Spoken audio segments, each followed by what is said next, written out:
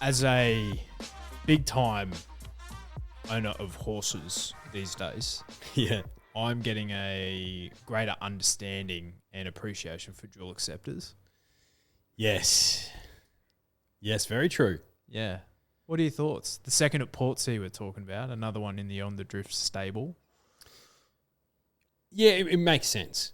I think in this regard, it makes sense, right? Like where there's inclement weather up here in Queensland, and you don't want your horse to be running through slop, so you just, you keep your options open. Yeah. And I think where we get frustrated at dual acceptors are when it's interstate. It's different gravy. Yeah. Interstate is because the horse is going to go down, has to go down on a Thursday. So why is it still in the market on a Friday? Why are they waiting until 7:30, 1 on a Saturday morning? That's where we're coming from. Yeah, that's the frustration. It's different kettle of fish. Like if second at Portsea was nominated for that race in Doomben and also won down in bloody Canterbury. Yeah. On the same day. That's what's causing frustration for us. I would ring up Jack Bruce, the trainer, and go like, "Hey Jack, pull your finger out, mate. Yeah, come on, mate. Come on, mate." But by the sounds of it, she might not race until Feb 8th, is it? Yeah, gut feel. I think the wet weather's done in Brisbane for at least the next few days. So I reckon sunny coast, pretty good draining track. I reckon she'll run Friday. I hope so. Yeah. Like barrier 10's not ideal. No. I want to see what the average is, like the average number is of barriers For the On the Drift stable. Yeah, like do you reckon it'd be double digits? Yeah. Easily. Yeah. It's a little exercise that Sneesby Racing's doing this year because he's like, honestly. So he's actually started recording them. Yeah, right. And at the moment he's averaging, I think, something like a 30 to 40% scratch rate of his horses. Wow. And I think average is, let's say there's 12 runners on average per race that he's got horses in, and he's drawing gate 9 as an average. That's tough. That's so far for the year, right? It's not a massive sample size, but that's tough. But gee whiz. There's a reason why he was like, you know what, I'm actually going to start recording this. Yeah, right. Because something's not adding up. Mm. And when Sneesby Racing it goes down to draw his own horse in the Melbourne Cup, he can't even get it right himself. No, he can't. So he only has himself to blame there. Very funny. Well, look, end up running third, Shiraz. Hey. So the gate didn't really matter. All you need in the Melbourne Cup is something to run the distance. That's what they say, right? Yeah, exactly right. Exactly right. Now, we'll probably talk about this in a bit more detail, but Alligator Blood. The blood. He might be not brown bread, but he might be done. His career might be brown bread. Yeah, his career might be brown bread. So how will you remember Alligator Blood? Oh, a horse that I consistently underrated. Yep. That's how I remember him. Like everyone else, he's got a big tick of the blood. Yeah, he does. What a horse. Yeah. What? Group 1 winner from 1,400 up to 1,800. Yeah, I don't know if he won over 2,000 Nah. off the top of my head. Oh, did he win a Might and Power this year? He might have, yeah. Yeah. He might have.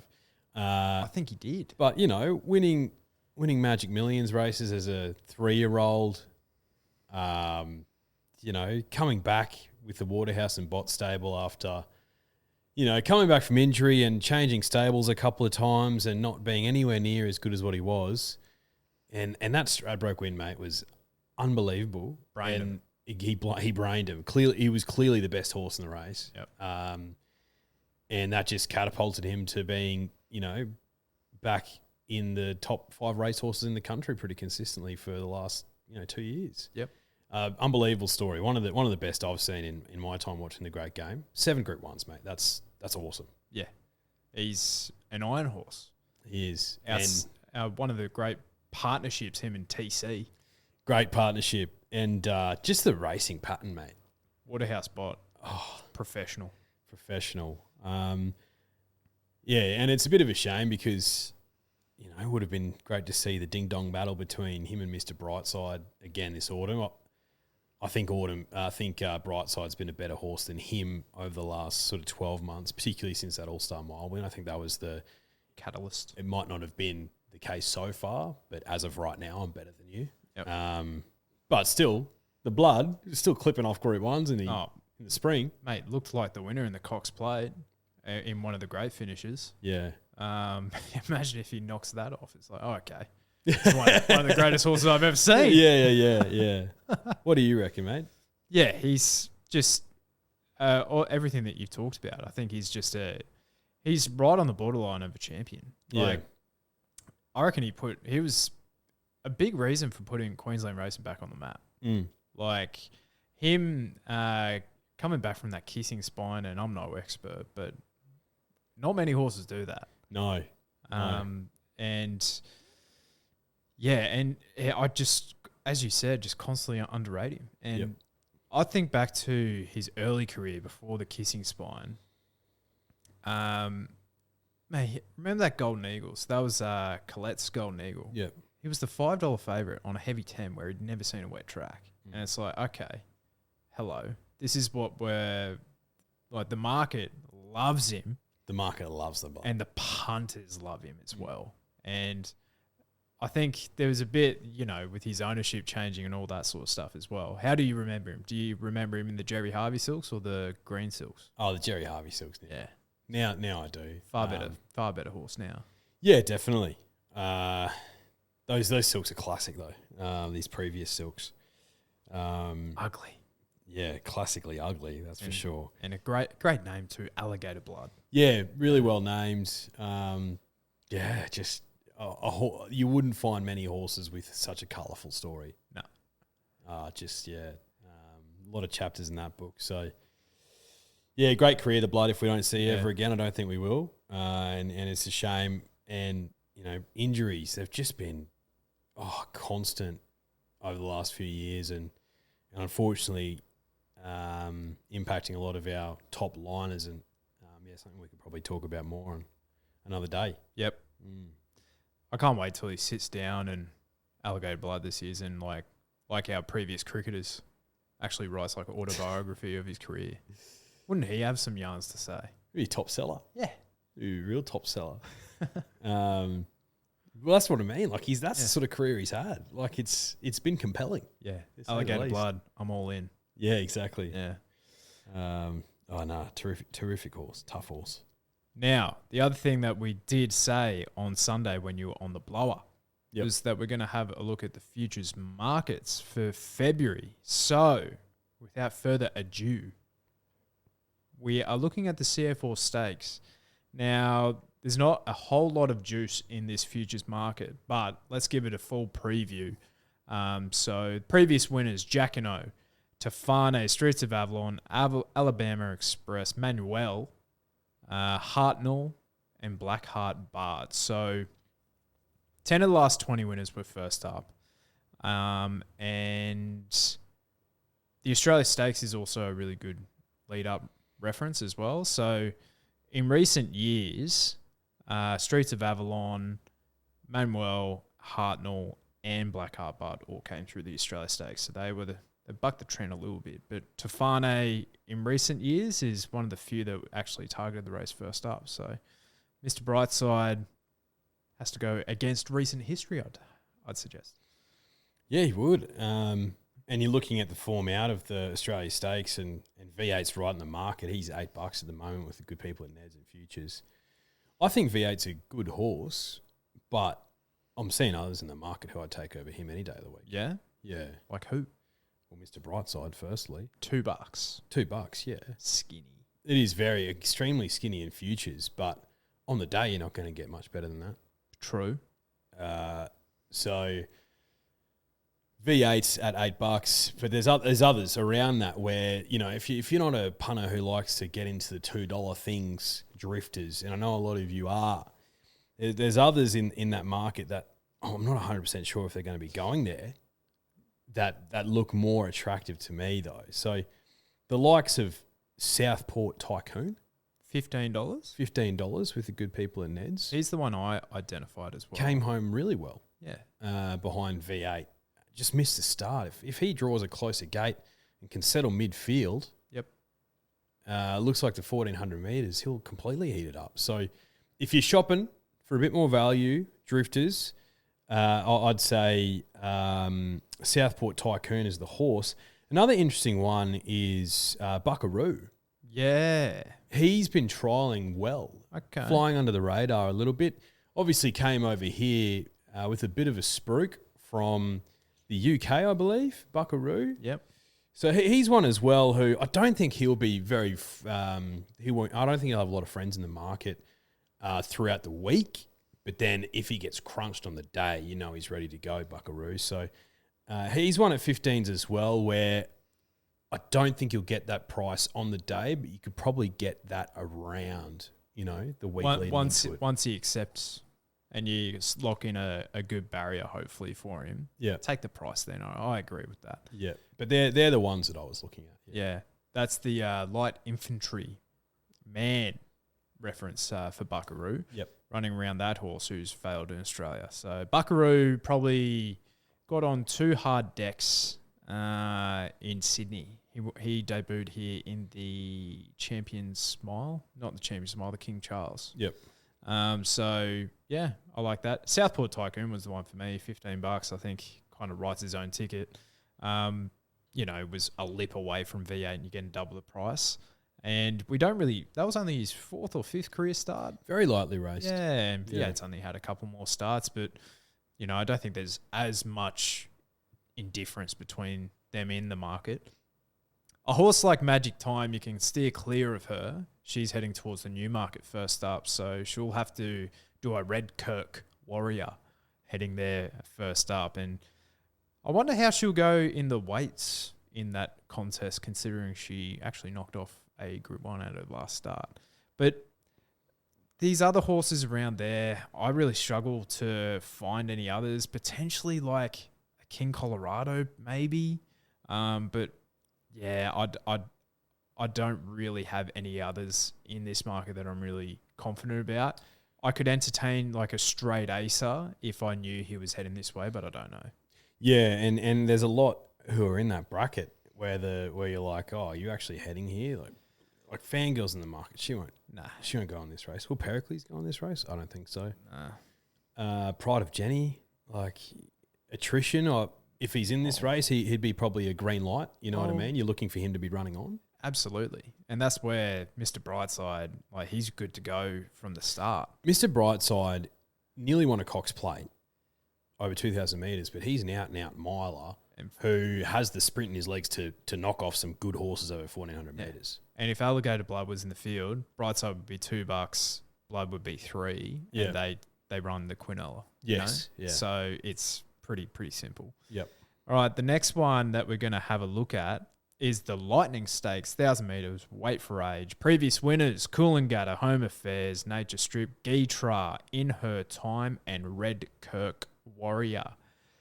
Now, 12 of the last 14 winners have won a Group 1 prior to this. So 12 of the last 14.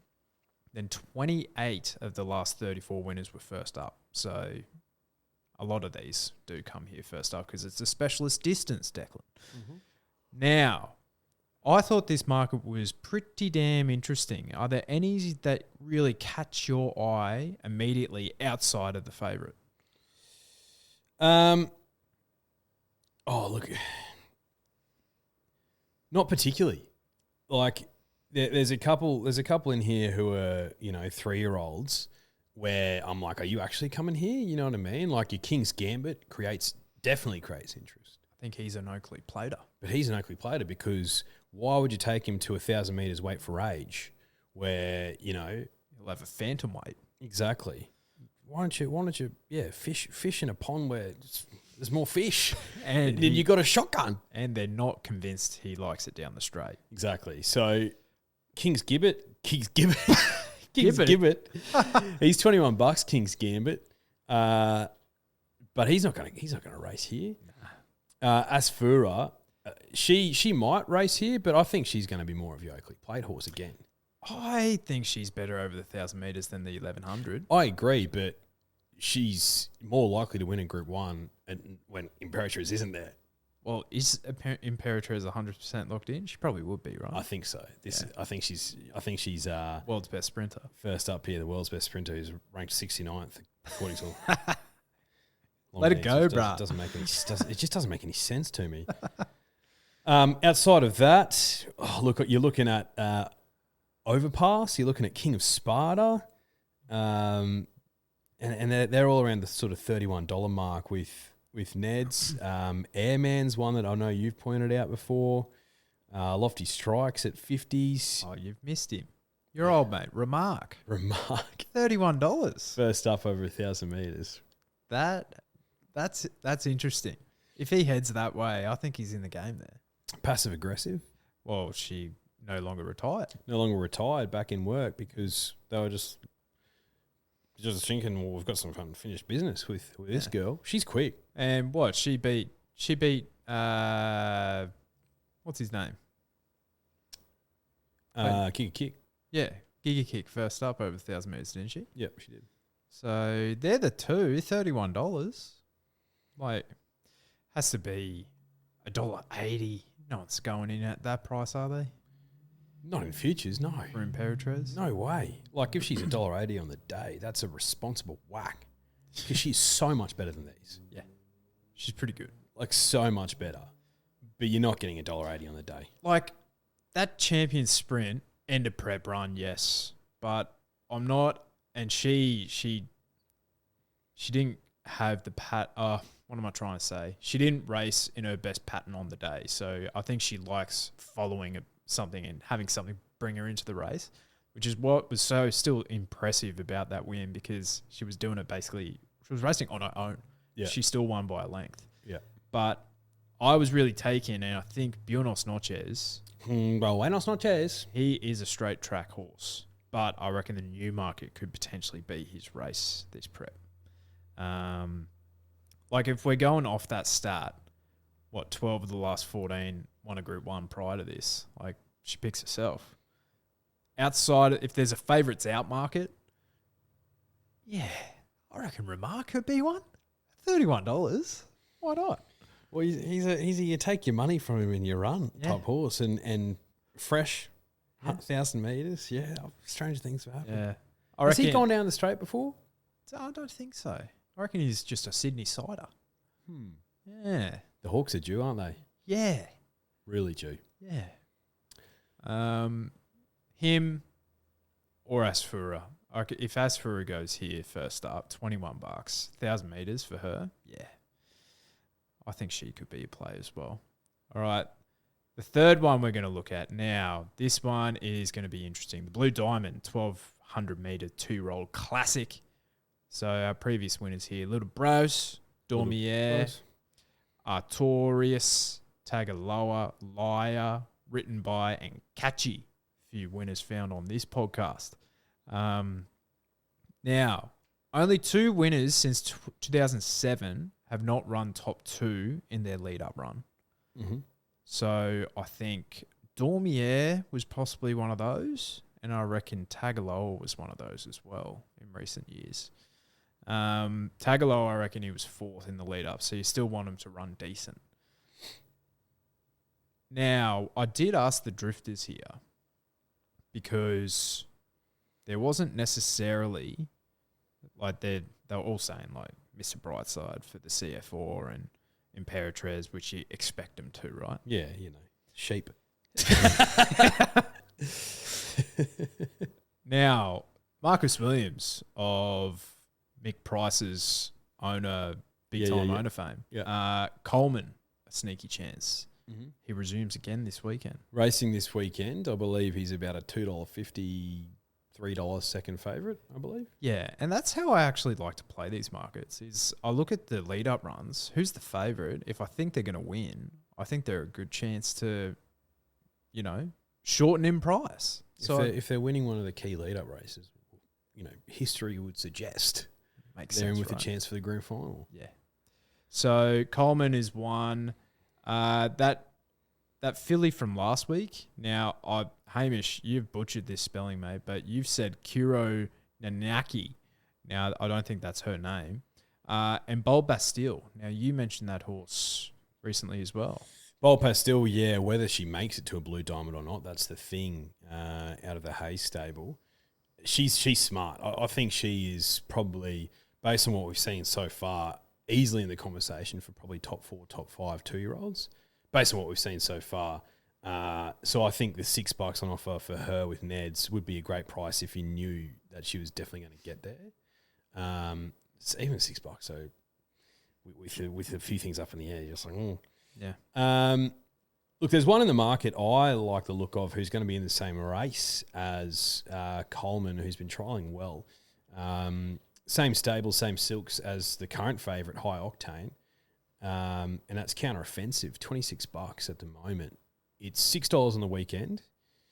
Has already raced before. It's finished third, but heated up way too much on a hot day on a dry deck in its debut. Still managed to run third. So ran second in a trial to High Octane, and had another trial at Randwick where it won pretty comfortably with Tommy Berry on board. It's dual accepted for this weekend though, so it's dual accepted in Sydney and Melbourne. If they race it in Melbourne, that's some pretty clear intent to me that they reckon they can win a Blue Diamond with it. If it wins on the weekend, it won't be $26. No way. It'll be $6 with Bold Bastille. Yeah. Out of deep fields, those silks, those trainers. Yeah, mate. Yeah. That's the one. I've got another one racing this weekend, which I think is a sensational shout. Prost, $26. Now, this is racing around at Rosehill in, I think, race 3 or race 4. Race 4, I believe it is. No, race 3 for Waterhouse Bot. Now, Waterhouse Bot have a ton of 2-year-olds this prep. Now, Storm Boy, obviously. If you have a look at your Neds market right now, you will see that Shangri-La Express has been removed from the Blue Diamond market. So it makes me think, and it's still in the Golden Slipper market. So I think we can read between the lines there that that's now the target. Mm-hmm. And I actually want to say thank you to Neds, because usually they would leave those horses in those markets. Yeah. And make it awfully confusing. But I think that screams to me that, all right, here's number 1 seed, here's number 2, and they probably have a third. This guy could be number 4, but he's the $2.50 favourite in that race. And if they do take him down, and there's always 1 or 2 from Sydney that are probably, the B graders. Steel City comes to mind.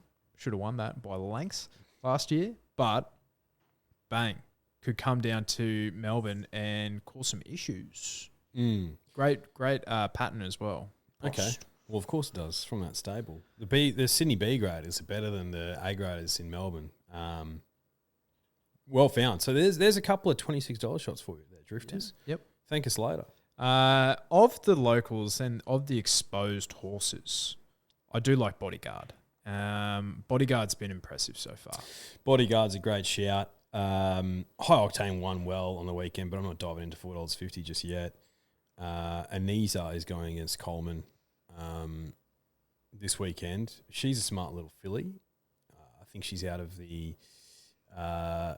Moody and Coleman stable, actually. So, yeah, Anisa. One to watch too. Apologies, Hamish. You did spell that horse's name right. It's just my fault. I was thinking of Hayasugi. Just keeping you on your toes, Hamish. But what's a horse like Switzerland doing in this market? It's not going to go there. Definitely not going there. Like Coolmore, they look at the Blue Diamond with contempt. I watched a replay of Switzerland today actually, and he looks pretty good. I'd say he had a lot of favours in that race though. Red Resistance like? Potentially. Yeah. But that's for a debut race. That's a smart performance. Yeah. So he's got a lot of improvements to do. So Shinzo last year, I think, only debuted on like the 25th or 26th or 27th, I don't know, of January. Yep. And this guy's pretty much done the same thing. So I think C. Waller, he's a trainer who likes to follow the same formula. I'm sensing the same sort of formula is going to happen with Switzerland. Yeah, quick backup maybe. Now, I wonder if Tommy Berry wrote a trial before Christmas on Switzerland and said, actually, Chris, this is the best 2-year-old I've ever ridden, because he said that about Shinzo when he hopped off it. Sheesh. After his first ever gallop, he's like, this could be the best thing I've ever ridden. So, which I feel like jockeys say that a fair bit. When Nash is saying that about Big Tommy Kitty Cat Tom. I don't know. Maybe Kitty Cat Tom just needed further, maybe. Yeah. What's Garfield's buddy owner's name? I'll start calling Nash that. Kitty Cat Tom. Oakleigh Plate, 1100 metre handicap. Previous winners, Uncommon James, Marabi. Remember when Celebrity Queen and Portland Sky dead heated? Yeah, because I was on Portland Sky like an absolute hero at $21. Pippi. Better. Booker. I think I took Pippi as well. Russian Revolution. What I see there is Uncommon James would have been a favourite, yes. Marabi, favourite. Celebrity Queen, no. Marabi was easily favourite. But Pippi, maybe around the $5. Booker, 20s. Russian Revolution, nutcase. So he's King's Gambit like. He's very King's Gambit like. So, yeah, I think you can bank on this being like, you can find one at some odds that you like and back yourself in. 3-year-olds have won this 12 times in the last 35 years. That's a pretty good strike rate. And males have won it 22 times of the last 35. Asfura is your $6 favourite at the moment. Here's a futures market where we can sink our teeth into it, I reckon. Yeah, interesting one. Fascinating one. Yeah, Asfura and King's Gambit at the top of the market, $6 and $7 respectively. So fair. Yeah. So fair. I think they're your two. With all due respect to Skripa, he's $7 in the market. No thanks. I know who I'm taking. Yeah. I'm taking King's Gambit at that price. 100%. Of those three. Yeah, 100%. King's Gambit, he'll be so lightly weighted.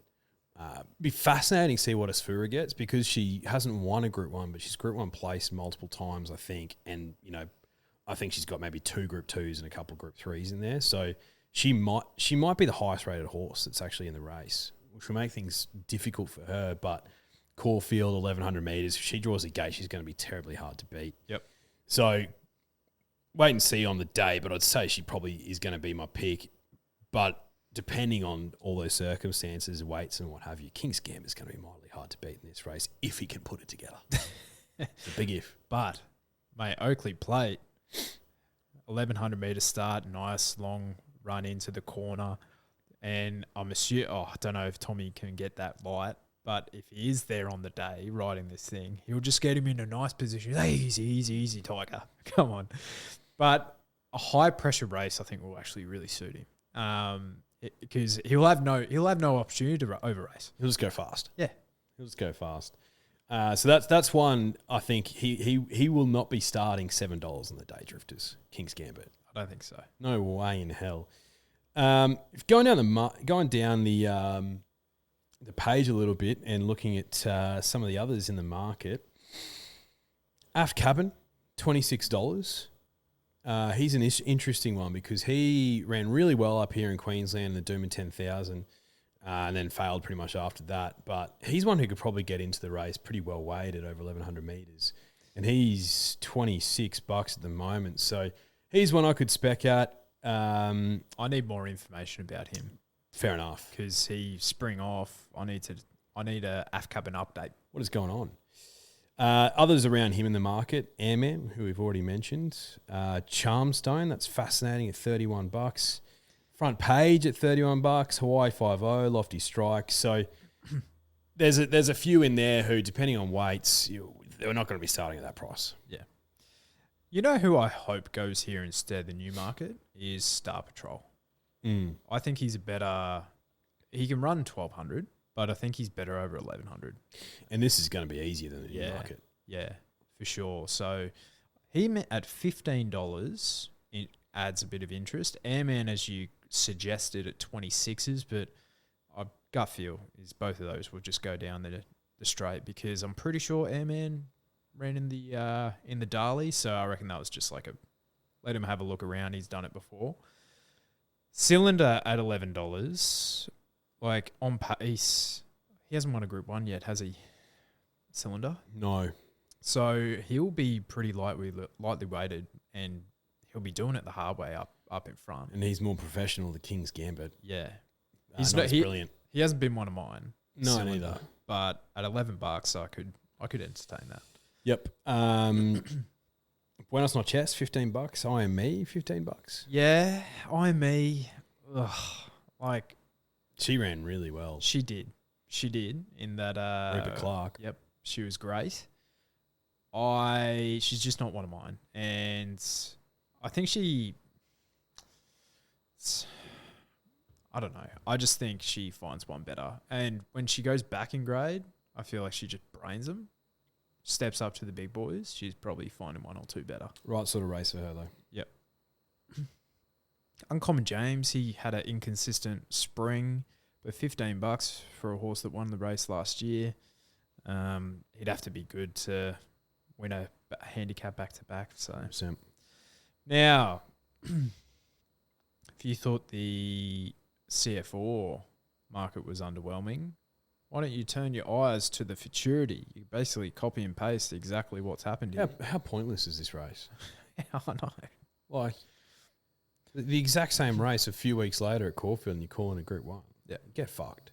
Like, honestly, it's actually unbelievable. It doesn't make sense. It doesn't make any sense to me. No.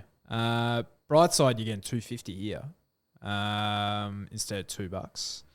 V8. Would he go into this 2 weeks later after the CF4?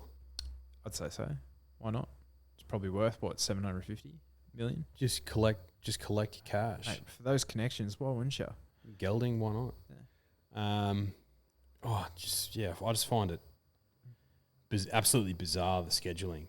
And in this market again, it's exactly the same. It's not a new thing though. It's like Behemoth did the exact same thing. Yeah, I know. Yeah, I know. It's not a new thing, but yeah, it's just absolutely bizarre. Well, the thing is though, like, it doesn't create any interest as us speculating and us punters speculating, because it's just like, okay, cool. Well, everything we just discussed for the CF4, just apply it here. Yeah, I know. 6 of the last 10 winners have come through the CF4. 10 of the last 14 winners are coming off a last start win. So you're basically looking for the CF4 winner. Yeah. Yeah. So bright side, V8 at $8, and then Southport Tycoon at 15s. Like, yeah, I understand what you're saying, and this is where it's just a bit of a dick swinging competition between the two locations, right? Yeah. Two jurisdictions. They should just come together. It's like, look, we'll pull these ones, come together, and in an ideal world, that would honestly be like winning lotto to me. Yeah, be great, wouldn't it? 200 million, that'd be nice. All right. So they're the futures previews for February. We'll probably do something similar for March. About mid-Feb, I reckon. We'll have a better idea. Keen. Maybe third week of Feb. Actually, that's a question for you. Is the Golden Slipper the best race in the autumn? Oh. Yeah, the Queen Elizabeth's now with Animo gone. Alligator Blood gone. No internationals really on the radar at this stage. Like, they're saying Dubai Honor might come back, which adds interest. Yeah. I think it's the one I'm most excited for. Yeah. Easily. Yeah, because Stormboy literally could be a horse of a generation. Yeah. Easily the one I'm most excited for, because you also, you don't know about all the other lead-up races either. Like, sometimes some of them just come out of nowhere. Yeah. Whereas, I was looking at some of the other futures, and we won't give too much away, but looking into March and April, I hate to say it, I hate to be a bloody Victorian victim, but pretty underwhelmed. Okay. Pretty underwhelmed. But things can change. They can change. Things can change. Let's go to Rosehill. We're back at Rosehill this weekend. Rails out 6 metres. Probably going to be a good track. There's a good forecast down in Sydney. So race 3 is the Canonbury Stakes. Group 3, 1,100 metres for the 2-year-old colts and geldings. Set, weights and penalties, which is really, really important, because number 8, Prost, who's your $2.60 favourite, is getting 3 kilos off the top weight Traffic Warden with Hot Nash in the saddle. So this horse picks himself. And if he is heading towards the Blue Diamond, that $26 on offer is a stupid price. Yep, and I've just seen that Counter Offensive has been scratched, so he's definitely going to Caulfield. That's some intent for you. Yep. Props for me as well. Late. Counter Offensive and him in the futures markets for the Blue Diamond drifters, just, responsibly. Hey, You can back both of them at that price. you can. You really can. Race 4 is the Southern Cross Stakes, Group 3, 3-year-old handicap, 1,200 metres. I'm fascinated about Lady Laguna here. I think I found a lot of favourites when doing the preview of the stakes races this weekend, but she's one who has come back absolutely super. She is turning into a really solid broodmare prospect. She is, and if you look at her record, 21 starts for 5 wins and 10 placings. That's phenomenal.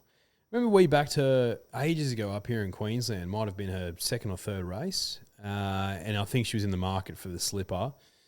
But she's just one who's just started to come into her own. 4-year-old man now, a rising 5-year-old. She's showing this prep.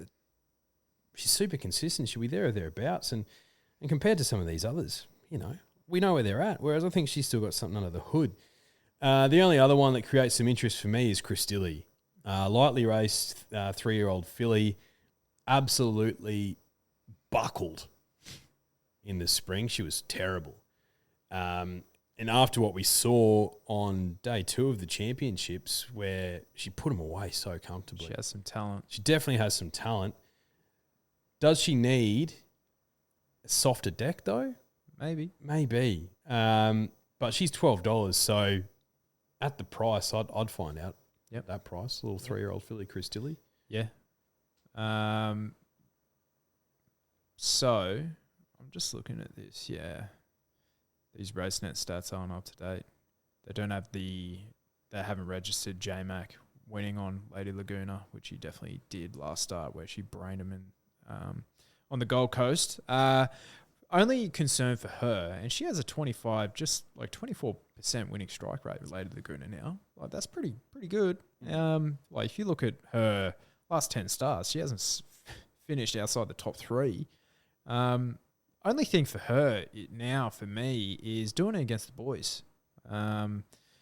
This is her toughest test to date at when she's been in this vein of form. So I just want to see her do it. So she's probably not a betting prospect for me. Race 5 is the Widden Stakes, 1,100 metre Group 3 for the 2-year-old fillies. Again, set weights penalties. So take note of that. Be aware of the weight swings. I thought this was an awfully tough race. This one's hard. Yeah.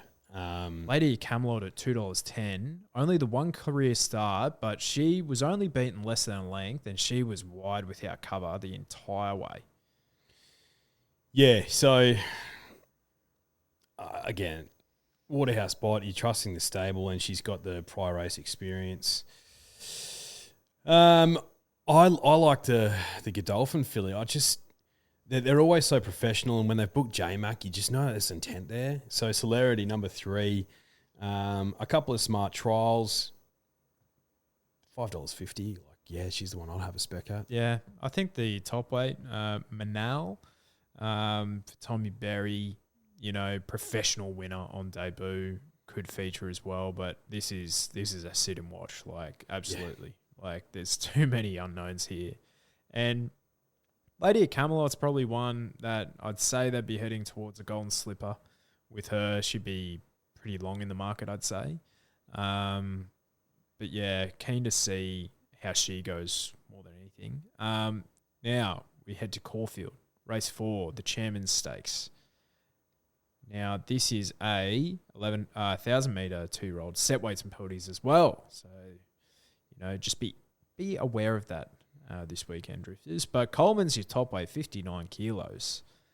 Now, professional colt, $2.90. But then you have the professional filly with 57 kilos with the filly's allowance. She's equal top weight as well. And Nisa. Which way are you heading? Or are you going counter offensive?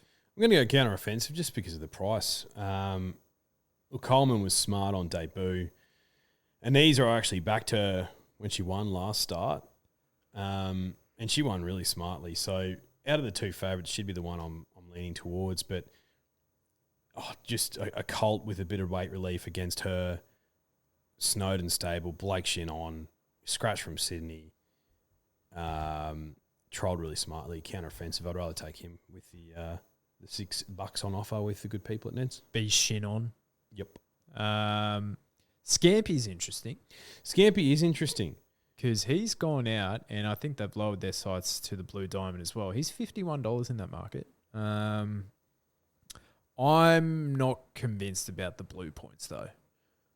I think they just go out there and do not much at this stage in their careers, of his sire career. So I kind of need to see Scampy do it. But, you know, if I'm feeling a little bit exotic, I might have $5 on him in the Blue Diamond if he comes out and brains him like he did in his very first trial. But, yeah, he's a sit and watch. That's another sit and watch race for me. Now, the Jeffrey Belmain Stakes. Race 8 on the program. 1,200 metre contest for the mares. Set weights penalties. Road to Arataki is back. $3.60. If you look at the ratings here, she's the clear class horse in this race. Yeah, and the weight would suggest it as well. I am happy to take her on, and this horse has already been pumped in. Lightly raced 4-year-old mare out of the McAvoy stables. That's number 10, Nikoni. Interesting. She hasn't raced for more than 12 months. So last start was the 26th of November in 2022 when she was second to Vienna Princess. Vienna Princess is a smart horse. She won the Silver Eagle, I believe. Yep. She sure did. So interesting because I think she went up at about $15 and she's already been crunched into $8.50 with the good people at Ned's. So lightly raced mare, clearly, she must be going well enough for people to crunch her this early. If she comes in any further, then clearly the stable mail is that she's going well. So drawing well. Luke Curry's back in Victoria. I don't blame him based on his Hong Kong performance. God bless you. God bless you, Luke. So Nakoni is the one for me in that race. Holy shit. Well, he self-confessed. He's like, I just didn't go well. Yeah.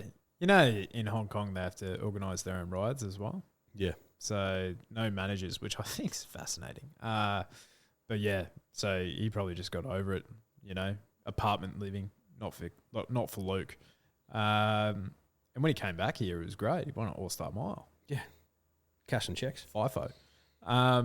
Rich Fortune, number 2. Now, this mare has not been in fillies and mares grade for 6 starts. Last time she was a very impressive winner. So I think that's enough for me to entertain her at $7.50. Getting only a kilo off Road to Arataki, who is the class horse in the race, and Craig Williams back on. So he has a good affinity with this horse. Never been outside the top 3 out of 4 starts. So Rich Fortune for me. I think that's all she wrote. I think so, yeah. Guess who's racing again this weekend? Jungle Him. Oh, yes. Look, he's $8 this weekend with the good people at Ned's. It's a benchmark 84 now for Jungle Jim. He's 63 kilos with a 3 kilo apprenticeship claim. He's drawn well. Okay. Look, it's a bit harder. But I'll tell you what, he could do it again. I feel like we're stuck in a bit of a simulation because there's one of these horses that pops up each autumn. Marzu 2 years ago. Last year was Dijumbuk. Unbelievable. And now it's Jungle Him. Jungle Him. There's just a horse who just has, for whatever reason, a really good prep. And, winning machines. And you just stay on until you need to jump off. You're holding on like, going super quick. Your legs are flailing out the back. And then eventually you let go and you can never get back on. Yeah. So, yeah, you just got to ride that wave. Yep. But we'll be back on Sunday. So basically what we want to say is this is how what was the horse that you were backing in the 2-year-olds? Counteroffensive. So $26 in the Blue Diamond. Yeah. He will be into $6 if he wins. If he wins convincing on the weekend, yeah, definitely single figures. And Prost as well. I reckon they won't respect the Sydney form for whatever reason as much, I don't think. I reckon he'll come into like 10s. That's my prediction. Yeah, and there's probably also a real possibility that if he wins convincingly, they'll just say, oh, we'll just keep him up here for the slipper. But yeah. And then Waterhouse Bot just train the trifecta in the golden slipper. Stranger things have happened. Yep. Stranger things have happened. Yeah, so there's a couple of nice ones for you there, Drifters, but I think it's going to be a relatively straightforward Feb in terms of, the horses to back. Hopefully. Hopefully. Right, we'll see, I guess. Positive mindset, I guess. Right. See yous. Bye.